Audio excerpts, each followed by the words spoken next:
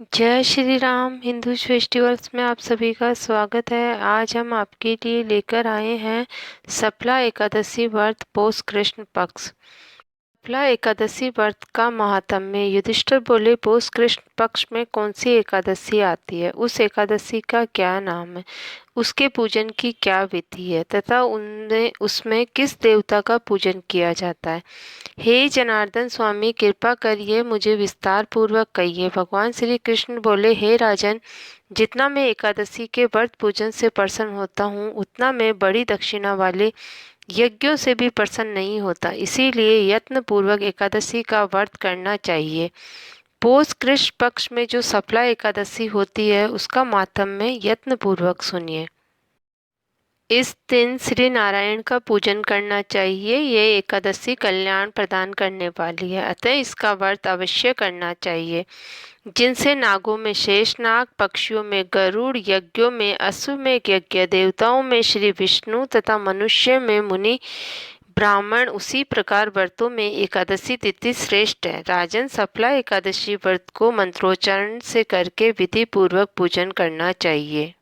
इस एकादशी के पूजन की विधि सुनो। व्रत के दिन ताजा ऋतुफल से मेरा पूजन करो। नारियल, बिजोरा नींबू, जमीरा नींबू, अनार, आंवला, लौंग, बेर तथा आम के फल तथा धूप दीप विविध प्रकार से भगवान का पूजन करना चाहिए। सफला एकादशी के दिन दीपदान का विशेष महत्व है। रात्रि में साधु जनों के साथ सत्संग करना चाहिए। अब रात्रि जागरण से होने वाले उत्तम फल को सुने। हे नृपश्रेष्ठ, हे नराधिप, उनके समान न कोई यज्ञ है और ना ही कोई तीर्थ है। हजारों वर्ष तपस्या करने से जो फल प्राप्त होता है, वही फल एकादशी के दिन दीपदान से प्राप्त होता है।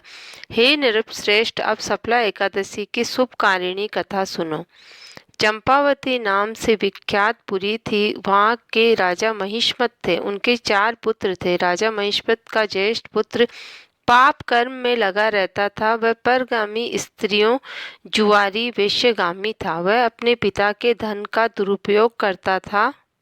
वह दुराचारी तथा ब्राह्मणों व देवताओं की निंदा करने वाला था। अपने पुत्र के पाप कर्म को देखकर अपने पुत्र का नाम लुम्पक रखा।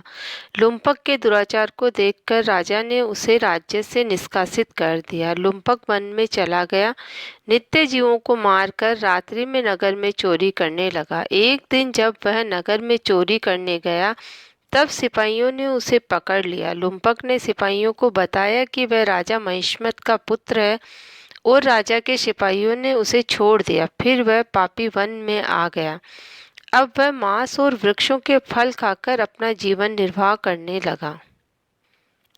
उसने अति प्राचीन पीपल के वृक्ष के नीचे अपना निवास स्थान बनाया। उस वृक्ष में नगर के देवता का निवास स्थान था। पापी लुम्पक वहीं निवास करता। पोष कृष्णा एकादशी का दिन आया। हे राजन, दसवीं की रात्रि को वह वस्त्रहीन होने के कारण शीत से पीड़ित होकर वह बेहोश हो गया।